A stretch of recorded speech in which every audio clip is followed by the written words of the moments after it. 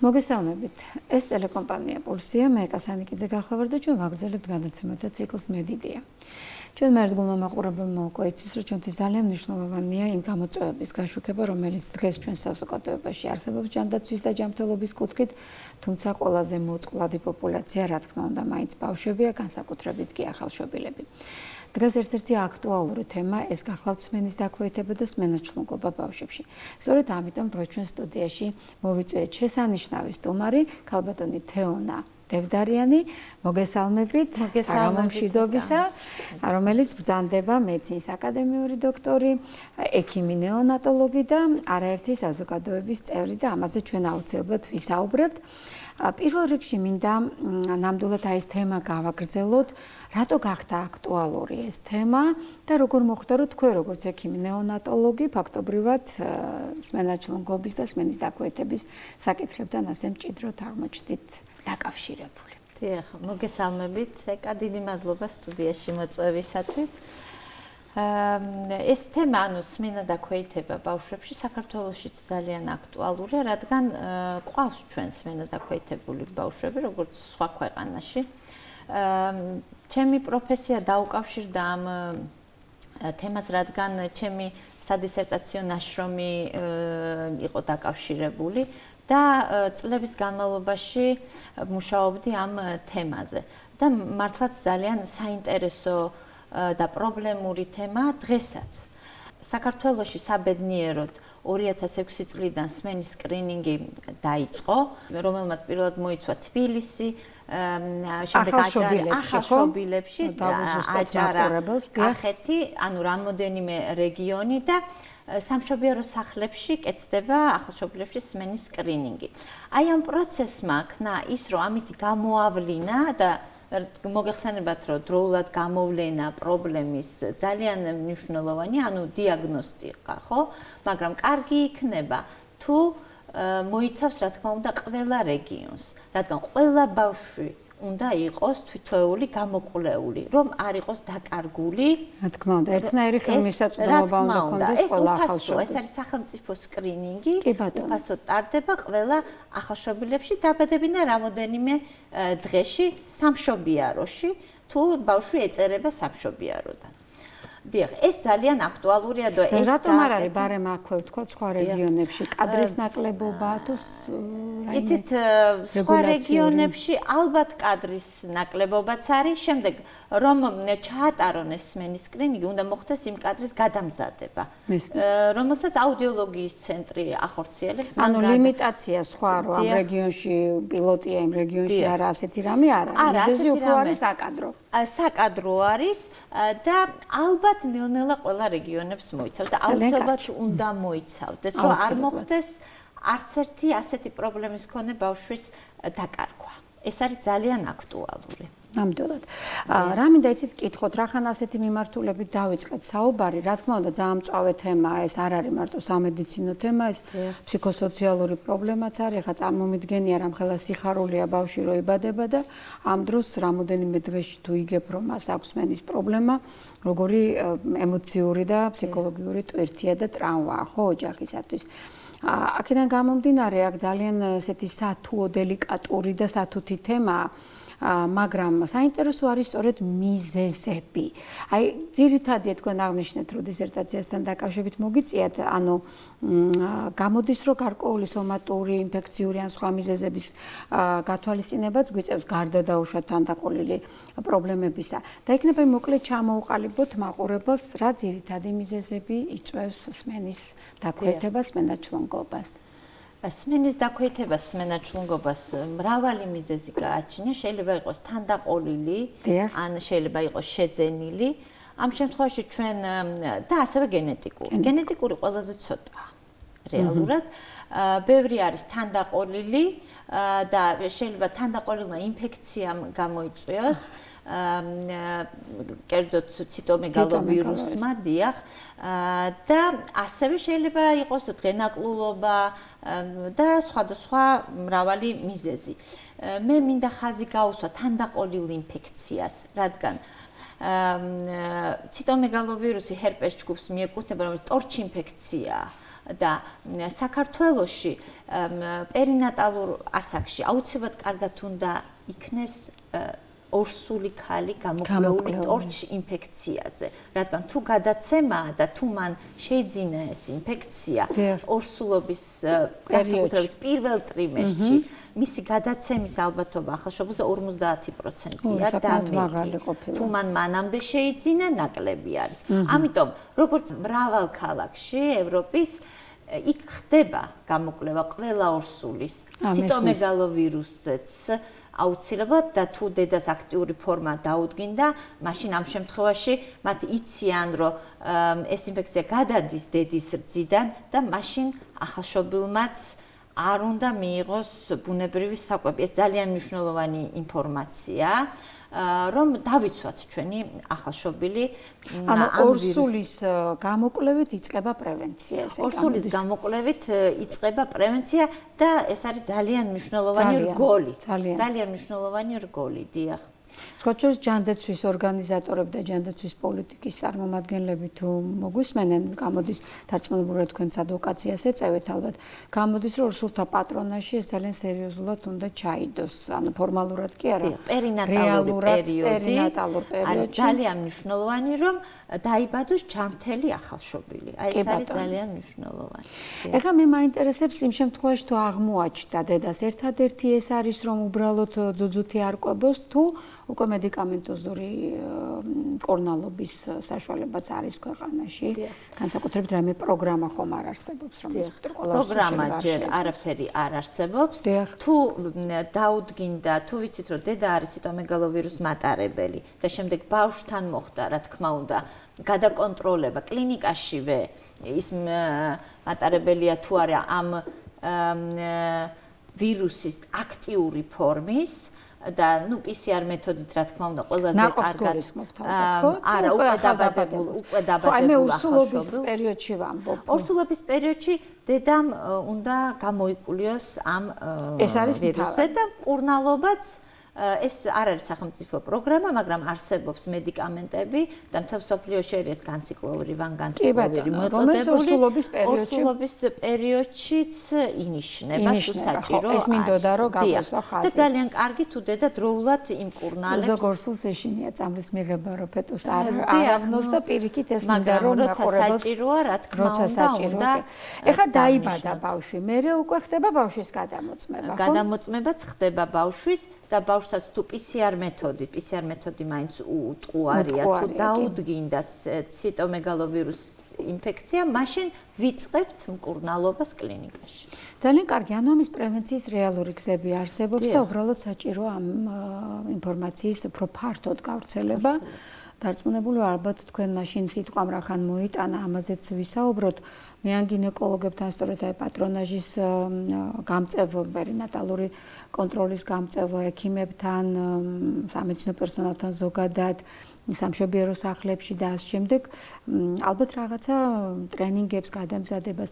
აი რა ტიპის ურთიერთობა გაქვთ კოლეგებთან ამასთან დაკავშირებით, რომ სიფხიზლე კონდეთ და სწორად მართონ ეს შემთხვევა. ისეთ კოლეგებმა იციან და ძალიან კარგად იციან, დღეს უკვე პროტოკოლით ხდება როგორც იცით მართვა, ჭირდებათ გადამზადება.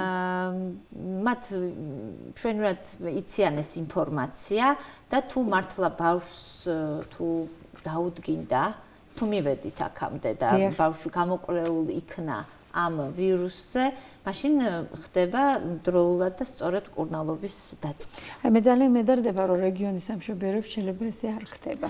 დიახ, აი რაც შეეხება ხო რეგიონებში მოგეხსენებათ, რომ ინფორმაციის ცოტა დეფიციტი და ვაკუუმი არის. დიახ, ამას გულისხმობდი და მე მგონი მეორე კარგი იდეაც დაგვებადა, ესე იგი ახლა მე იდეაში რომ რაღაცა დაიგეგმოს ალბათ კურსი რეგიონში განსაკუთრებით არსებული სამშობიარობის პერსონალისათვის და პედიატრებისთვისაც რატომაც არა, რომ მათაც ყურადღება გამოიჩინა. თანა ძალიან საინტერესო არის როგორ გაჩნდა იდეა, რომ თქვენ აი ესე მიზეზები გაარკვიეთ, გარკვეულწილად შეისწავლეთ სხვადასხვა საკითხი, ინფექციის ფაქტორი, დაუშვათ კოგნიტობის ფუნქცია, მერე უკვე კოხლეარულ იმპლანტთა და სასმენ აპარატთა მოხმარების ეფექტიც გაქვთ შესწავლილი და აი ეს კვლევები როგორ დაიგეგმა, როგორ ჩატარდა და როგორ გაჩნდა იდეა, რომ წიგნად გამოგეცათ. მოდი ახლა ეს. დიახ, როგორც ვახსენებთ, ერთი არის, რომ ჩვენ სკრინინგს ვატარებთ ახალ შობილებში და ანუ იქიდანვე ვიწყებთ ამ პრობლემის დანახვას, მოგეხსენებათ დიაგნოსტიკა ძალიან მნიშვნელოვანია, მაგრამ მოდით ახლა შევეხოთ თემას, როდესაც ბავშვს უკვე აქვს სმენის დაქვეითება. მაშინ რას ვაკეთებ? გადავიდეთ ამ ეტაპზე, გადავედით უკვე დიაგნოსტიკა და მკურნალობა. დიახ, რადგან 2006 წლამდე არანაირი სკრინინგი არ არსებობდა. ანუ ეს ბავშვები იკარგებოდნენ, ასე ვთქვათ. და თუ მშობელი დროულად ვერ შეატყობს, ხო, რომ მის ბავშვს რაღაცა სმენის პრობლემა აქვს, მაშინ ის ბავშვი იზრდება და მოგეხსენებათ, რომ სმენა მეტყველებასთან არის კავშირში და მას აუცილებლად სკოლამდელ ასაკში და შემდეგ უკვე სკოლის ასაკში მას უკვე მეტყველების პრობლემაც ექნება. ამიტომ, როდესაც ჩვენ ამ თემას შევეხეთ, ჩვენ შევეხეთ შემდეგ უკვე სმენა დაქვეითებულ ბავშვებს და მის მშობლებს. ბავშვებს, რომელთაც ზოგს გააჩნიათ სმენის აპარატი, ზოგს გააჩნიათ კოხლეარული იმპლანტაცია, ზოგს დროულად ჩაუტარდა კოხლეარული იმპლანტაცია, ზოგს დროულად ვერ ჩაუტარდა კოხლეარული იმპლანტაცია. დროულობა დღეს უკვე ძალიან მნიშვნელოვანია და ნიშნავს, სანამ ბავშვი ამეტყველდება პრელინგვალურ ասაკში კოხლეარული იმპლანტის ჩატარებას. არა მარტო სმენისთვის, არამედ მეტყველება რო შეფერხდეს, ხო? არამედ მისი კოგნიტური ფუნქცია. გასაგები. ანუ აქედან გახვედით ამ თემაზე. დიახ და აუცილებლად რა თქმა უნდა ამ თემაზე გავიდოდით, რადგან ყველაფერი IQ-სთან და კოგნიტურ ფუნქციებთან მივყავართ, რა თქმა უნდა. დიახ, ამიტომ ჩატარდა კოგნიტური ფუნქციის კვლევაც აი ამ სმენა დაქვეითებულ ბავშვებში და ჩვენ ნახეთ, რომ ვისაც კოხლეარული იმპლანტაცია დროზე აქვს გაკეთებული, ჩატარებული, მათი კოგნიტური IQ მაღალი არის და უახლოვდება განვითარებაში შეფერხება მაინდა-მაინც არ არის, ხო? მაინდა-მაინც განვითარებაში შეფერხება არ არის, ისინი ჩვეულებრივ სკოლებში სწავლობენ და მათი ეს განათლების დონეც ძალიან ნორმალურია და ყველაფერი. იმ ბავშვებს, რომელთაც იმპლანტაცია კოხლეარული დროულად არ ჩაუტარდათ, მათ მეტყველების პრობლემა გააჩნიათ. საბედნიეროდ ჩვენს ქვეყანაში ბევრი ძალიან კარგი თერაპევტი, მეტყველების თერაპევტი არსებობს და მუშაობს ასეთ ბავშვებთან. იმპლანტაცია კოხლეარული არ ნიშნავს იმას, რომ მე გავაკეთე ოპერაცია და დამთავრდა. არა. მერე იწყება უკვე რეაბილიტაცია და ძალიან, როგორც მათი მშობლები აღნიშნავენ, ძალიან ხანგრძლივი რთული გზა. და ამას მშობელიც უნდა მიყვეს, მშობელი ჩართული უნდა იყოს აუცილებლად ამ საქმეში, მიმღებლობაც ძალიან მნიშვნელოვანია თუ მშობელი როგორ იღებს ასეთი პრობლემის მქონე ბავშვს და ასევე აუცილებლად უნდა მივიდეს მეტყველების თერაპევტთან, მიიყვანოს თავისი შვილი, რომ დაეხმაროს თავიდან დაიწყოს მეტყველება. ახლა თქვენ ძალიან მწვავე თემაში ეხეთ, იმიტომ რომ გამომდინარე ჩემი ბოლო დროინდელი ასე ვთქვათ საქმიანობიდან ამ პროფესიის ადამიანების სიჭარბეს ნამდვილად ვერ ვიტყოდი, იმიტომ რომ ოკუპაციური თერაპევტი, მეტყველების თერაპევტი, ქცევის თერაპევტი ეს მაინც ის ასე ვთქვათ კვალიფიკაციები და პროფესიებია, რომლებიც ძალიან გვაკლია. ახლა ბავშვთა რეაბილიტაცია, აბილიტაციის პროგრამებში ასე თუ ისე რა თქმა უნდა არიან, იმიტომ რომ სხვანაირად ვერც მიიღებ უფლებას ნებართვას, რომ ეს პროგრამა განახორციელო, მაგრამ ზოგადად რო დაჭირდეს, დაუშვათ ბავშვს არ აქვს გონებრივი ჩამორჩენა, ანუ ვერ ჯდება რაიმე ესეთ ბავშვთა რეაბილიტაცია, აბილიტაციის სახელმწიფო პროგრამაში. ამ შემთხვევაში მეტყველების თერაპევტი სად არის ხელმისაწვდომი და ზოგადად რა ინფორმაცია გაქვთ იმასთან დაკავშირებით, თუ მომავალში როგორ იქნება ამ პროფესიის ადამიანების ასე ვთქვათ, გამოშვება, ამიტომ რომ ახლა სამაგისტროებზე პრობლემები შეიქმნა ფაქტობრივად, ბევრი რამ შეიძლება გაუქმდეს ის, რაც ასე საჭიროა ასეთი ბავშვებისთვის და თქვენი ამას ბარემ ლოგიკურად მოვაყოლოთ, თქვენი პედაგოგიური, ასე ვთქვათ და აკადემიური მოღვაწეობაც. დიახ. აუდიოლოგიის ცენტრში არიან ძალიან კარგი სპეციალისტები, იმიტომ რომ მინდა აღნიშნო, რომ აუდიოლოგიის ცენტრი საერთოდ ძალიან ბევრი საქმე გააკეთა საქართველოში. იქ არის კლინიკა ჯაფარიძე ქევანიშვილის მოგეხსენებათ. კოქლეარული იმპლანტაცია საქართველოში ბატონმა შოთამ დაიწყო წარმატებით ეს ოპერაციები და პატივი რო ყოლოდა სტუდიაში და მან მოყვა ეს ისტორია. და მე სულ თანაშრომლობ უკვე დიდი წლებია მათთან და დატოვა თავისი გაზრდილი ექიმები, რომლებიც აგრძელებენ მის საქმიანობას. ასევე არის ბატონი ზურაბ ქევანიშვილი, რომელიც ჩემი ერთ-ერთი პედაგოგია და სწორედ მისი დამსახურებაა რომ მე სამეცნიერო საქმიანობა გავაგრძელე და დღესაც ვაგრძელებ. ის არის ნამდვილი მეცნიერი და მისი დამსახურებით მოხდა აუდიოლოგიის დანერგვა საქართველოში და ასევე 90-იან წლებში სასმენი აპარატების დანერგვა და შემოტანა საქართველოში, რადგან მათ ფართო გერმანიასთან ჰქონდათ ძალიან კარგი კონტაქტები, ეს აუცილებლად უნდა აღნიშნო, ასევე ობიექტური აუდიოლოგიის ჩამოყალიბება და კიდევ ბევრი იმ პატარა დარგების ჩამოყალიბება, რაც აუცილებლად საჭირო არის, რომ განვითარდეს ეს დარგი. დიახ. და კიდევ რაც შეეხება და მათ ასევე გაზარდეს აი ეს მეტყველების, მათ ყავთ ძალიან კარგი მეტყველების თერაპევტები, ისინი ზრდიან კადრს, მაგისი თქმა მინდა. ხო, მაგრამ საკვალიფიკაციო ხო უნდა კონდეს, გავლილი რომ საბუთი კონდეს. გასაგებია ხო, ეს სხვა თემა და აუცილებლად რა თქმა უნდა ცალკე უნდა ფაკულტეტი არსებობდეს ალბათ, როგორც მანამდე იყო. სამაგისტრო არის, სამაგისტრო დიახ, სადაც იმიტომ რომ ჩვენს ქვეყანაში საჭირო არიან სპეციალისტები. რა თქმა უნდა, პროგრამის აკაიხოგონებით ელემენტარულად სამართლებრივად ვამბობ რეგულაციების მიხედვით. საბუთი უნდა კონდეს, რომ მეტყველების თერაპევტია, ისე ვერ აკავს. დაგაჯარიმებენ ამის გულისთვის. ამიტომ ესე განსწავლას არ გულისხმობ, რა თქმა უნდა, თორემ მესმის რომ არ დააკლებდნენ არც ცოდნას, არც უნარებს, მაგრამ საბუთი ხო ჭირდებათ და აი აქედან გამომდინარე გამიჩნდა ეს კითხვა, რომ ხომ არა გაქვთ ან ხომ არა აპირებენ გააკეთონ რაღაცა თუ სამაგისტროები მით უმეტეს აღარ იქნება რაღაცა აკრედიტებული კურსები, სადაც სახელმწიფოსთან მერე იქნება ადვოკაცია იმაზე, რომ ყველა ვისაც გავლილი ექნება ეს კონკრეტული მეტყველების თერაპიის დაუშვათ პროგრამა, უკვე ნებადართული იქნება მისთვის, რომ იმუშაოს თან აი ესეთ ბავშვებთან.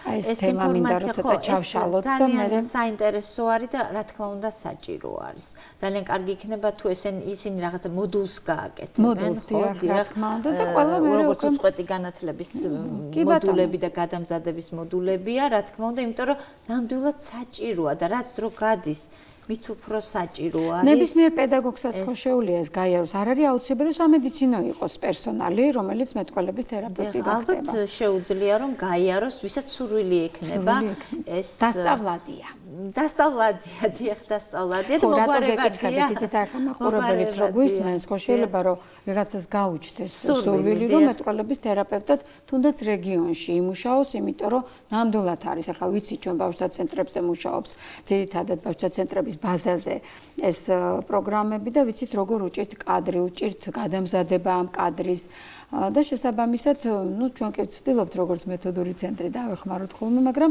ეს პრობლემა ნამდვილად ვიცი რომ არის და ძალიან მიხარია თქვენ რომ ამაზე ბრძანებთ, რომ მომზადდა სპეციალისტები და ვფიქრობ მესამე კაი იდეა ის არის რომ რაღაცა ქსელი შეიქმნას მეტყველების თერაპევტებისათვის, სადაც უკვე გადამზადებული მეტყველების თერაპევტები, აი სწორედ რეგიონებში იქნება ეს პედაგოგი, ექთანი, ექიმი თუ სხვა, ვისაც სურვილი ექნება გადაამზადონ და რაღაც საბუთი ამისი ალბათ ყველაზე სწორი იქნება, რომ სწორედ თქვენმა დაწესებულებებმა გააკეთონ და გასცენ. როგორ მუშაობენ მეტყველების თერაპევტები? მოდით ახლა ესეც აუხსნათ მაყურებელს მოკლედ. მეტყველების თერაპევტები მუშაობენ ინდივიდუალურად. ყველა ბავშვთან, თუმცა იქ მშობელიც აქტიურად არის ჩართული. ისინი იბარებენ. ბინაზე მიდიან? ბინაზე არ ვიცი, იშვიათად, მათ აქვთ თავიანთი ცენტრები, თავისი ეს პატარა ცენტრები, სადაც ისინი მიდიან და მშობლებთან ერთად და მშობელიც ესწრება, რაც ძალიან მნიშვნელოვანია. ისინი მშობელსაც ასწავლიან რაღაცებს, რომ მშობელი ისინი სახლში რო წავლენ, ოჯახშიც მშობელმა იმუშაოს გარკვეულწილად, სხვანაირად მიუდგეს თავის შვილს. ეს ძალიან მნიშვნელოვანია მშობელთა ჩართულობა. მე ასევე ვფიქრობ, რომ სოციალური მუშაკის, ფსიქოლოგის ამაზე აღარ არის საუბარი და ასე იგი მთელი გუნდის ზოგადი რეაბილიტოლოგის, პედიატრის ჩართულობაც ასევე ძალიან მნიშვნელოვანია და ასეთი მულტიდისციპლინური გუნდებით მუშაობა თუ იქნება, იმიტომ რომ პირველად ჯანდაცვას ვერ აცდები აქ, გინდა არ გინდა უბანზე როცა ყავს ასეთი პაციენტი, პედიატრს უნდა იცოდეს, პატრონაჟს უნდა უწევდეს და მე ვფიქრობ ძალიან კარგი იქნება თუ ესეთი მულტიდისციპლინური მიდგომებით, აი თქვენ ახლა კოგნიტური განვითარებაც ახსენეთ ამაზე მიბმული, გარკვეულწილად რეალურია გამოდის, რომ ესეთ ბავშვებს დავეხმაროთ, თქო თავარია ეს კოქლეარული აპარატის იმპლანტაცია მოხდეს, თორე სხვანაირად იქ სმენის აღდგენა გაუმჯობესება ვერ განხორციელდება. მე მინდა ერთი კითხვაც დავსვა, შეიძლება ეს უშუალოდ თქვენ არ გეხებათ, მაგრამ რამდენად ხშირია ოპერაციული გზით ესეთი ქირურგიული ჩარევებით სმენის აღდგენის შემთხვევები საქართველოში და რამდენად უკავშირდება ეს მე უკვე ისე თქვენ საქმე ლაპარაკია სმენის დაქვეითება და იქ არის სმენის ნერვი დაზიანებული, კი ბატონო, მაგალითად კოხლეარული იმპლანტაცია. მთელ მსოფლიოში ასე არის, ეს კოხლეა დღეს უკვე რაც დრო გადის, ეს კოხლეარული იმპლანტი იხვეწება ძალიან, კომფორტული ხდება პაციენტისთვის. ანუ იმის დამიხედვით თუ სად არის პრობლემა, შესაძლებელია სხვადასხვა ტიპის კურნალობა ჩატარდეს, ხო მართალია? და როგორი ტიპის კურნალობაც არ უნდა ჩატარდეს, იმპლანტი მაინც ჭირდება, ხო? სწორად გაგიკეთ? იცით, კოხლეარული იმპლანტი არის საჭირო, როდესაც დადგინდება, რომ ბავშვს არ ესმის. მესმის. აი ეს არის მიუხედავად იმისა, რამ გამოიწვია. ასევე სმენის პრობლემა შეიძლება გამოიწვიოს ხშირმა ყურის ანთებებმაც. აი ეს უკვე არის სხვა ასაკი. მე ვფიქრობ, რომ ეს არის უფრო სკოლის ასაკი, როდესაც ხშირი ანთებები, რომელსაც ყურადღებას არ მივაქცევთ, იწვევს აი ამ პრობლემებს. შემდეგ დაფისაბკიც შეიძლება დაზიანდეს. და სერიოზულ პრობლემებამდე მივიდეთ და ამას შეიძლება სმენის დაქვეითება არ არის ახლა მე არ ვამბობ მეოთხე ხარისხის სმენის დაქვეითებას, მაგრამ დაქვეითება გამოიწვევს. აი აქედან გამომდინარე, ეკა ჩვენ ამიტომ გვინდა რომ სმენის სკრინინგი სკოლებშიც გარკვეულ ასაკში გარკვეულ სამიზნე ჯგუფებშიც დაინერგოს. რადგან აქ გამოჩნდებიან ის ბავშვები, რომელთაც მერე დაუქვეითდათ და გამოჩნდებიან ის ბავშვები, თურმე ქონიათ და მათ რაღაცა მიზეზის გამო დროულად ის სმენის სკრინინგი არ ჩაუტარდათ. თეონა, ძალიან დიდი მადლობა, იმიტომ რომ თქვენ ზუსტად მიხვდით, რატომაც დავსვი ეს კითხვა, იმიტომ რომ მინდა ზუსტად სასკოლო პერსონალის, იქნება ეს პედაგოგიური პერსონალი თუ სამედიცინო პერსონალის როლზე გადავიდე, იმიტომ რომ ჩვენ ადრეც შევხვედრი ვართ ერთმანეთს, ვიცით რომ არსებობს ასოციაციები, როგორც პედაგოგთა, ისე რა თქმა უნდა, სასკოლო მედპერსონალის და როგორი არის მათი როლი, როგორ მუშაობთ მათთან იმისათვის, რომ დაგეხმარონ, რაღაც პერიოდულად ჩაატარონ ესეთი სკრინინგები, გამოავლინონ ესეთი ბავშვები, იმიტომ რომ გეთანხმებით, აი ანთება თუ არის მიზეზი და ან სხვა რაიმე ტრავმა და ასე შემდეგ და ამის შემდეგ დარჩა ეს სმენის დაქვეითება, შეიძლება ყველა მშობელმა ხარ ერთნაირად ვერ აღიქვას, ვერ გაიგოს, ბავშვმაც ვერ დააფიქსიროს და ამ დროს სკრინინგის დროს ეს გამოვლინდეს. ან ბავშვმა შეამჩნიოს, ან მეგობარმა შეამჩნიოს, ან დედმამიშვილმა, რომ აი ცხრაჯერ დაუძახე და ვერ გაიგო, არ იხედება, ხო?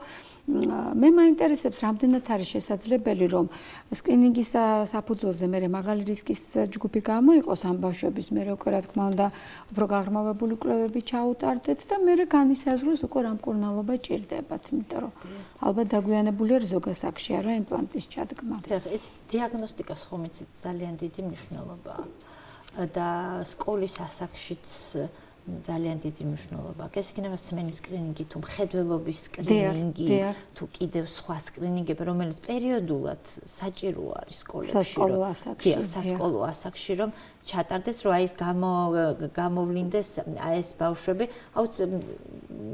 შესაძლებელია რომ ჩატარდეს, რა თქმა უნდა.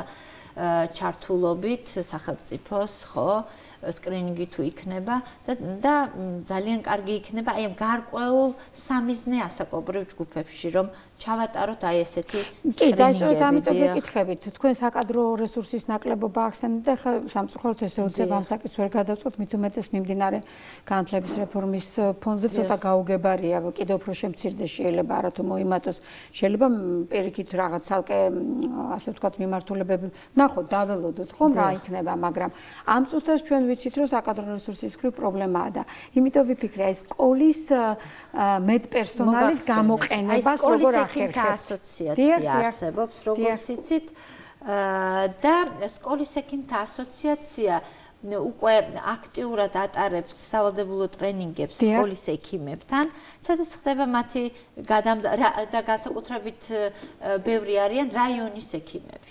გაინტერესებულები არიან რაიონის ექიმები, თვეში ორჯერ ისინი ჩამოგზავნებიან და სხვადასხვა თემას ვეხებით, სხვადასხვა საკითხს და მათ აი ვუზიარებთ ჩვენს გამოცდილებას და ერთ-ერთი აი საკითხი არის ეს დიაგნოსტიკა და სკრინინგების დანერგვა. კომპიუტერშიც ხო პედიატრები არიან, ხო, მოგეხსენებათ, რომ რაიონში უფრო მეტი პრობლემა არის, ხო? კადრის პრობლემაც მეტია, ვიდრე თბილისში. და რისკ ფაქტორებიც მეტი არის, მაგრამ ეს ექიმები ძალიან დაინტერესებულები არიან, რომ რაც შეიძლება მეტი ინფორმაცია მიიღონ და გაუზიარონ კიდევ თავის კოლეგებს. ამიტომ ჩვენიერ, ისე კი თანამშრომლობთ. ჩვენ თანამშრომლობთ აქტიურად უკვე. მე ვფიქრობ ძალიან ბევრი რამის გაკეთება შეუძლია სასკოლო მეტპერსონალს, ოღონდ მართლა ეს იქნება ზოგადად ბავშვის ჯანმრთელობის კონტროლი, მეთვალყურეობა, ცხოვრების ჯანსაღი სწავლება, უამრავი რამ და პრევენცია და რა თქმა უნდა სკრინინგები, მათ შორის არა მარტო სმენის, არამედ როგორც თქვენ ბრძანეთ, მხედველობის იქნება ის თუ სკოლიოზი, თუ ბრწყალტერფიანობა, თუ ჭარბწონიანობა, თუ მე სხვა ფსიქოლოგიური, მენტალური დარღვევების, იმიტომ რომ თქვენ თქმის არ იყოს და ზოგადად მთელი სამყარო დღეს იქითკენ არის სამედიცინო საზოგადოება გადართული, რომ პრევენციული მედიცინა განვითარდეს, რაც უფრო ადრეულ სტადიაზე თუ ვერ ავიცილებთ რაიმე დაავადებას, რაც უფრო ადრეულ სტადიაზე გამოვიდეთ, მით უკეთესი შედეგები გვექნება. და ეხლა მინდა მაშინ კითხოთ, როგორია თქვენი მეტნაკლებად შევეხეთ მთავარ თემებს, როგორია თქვენი სამომავლო გეგმები, აი ამ საკითხებთან დაკავშირებით და რას აპირებთ ახლო მომავალში? სამომავლო გეგმები არის ის, რომ ჩვენ გვინდა რომ სკოლებში როგორც ვახსენე, დაინერგოს სმენის სკრინინგი გარკვეულ ასაკობრივ ჯგუფში.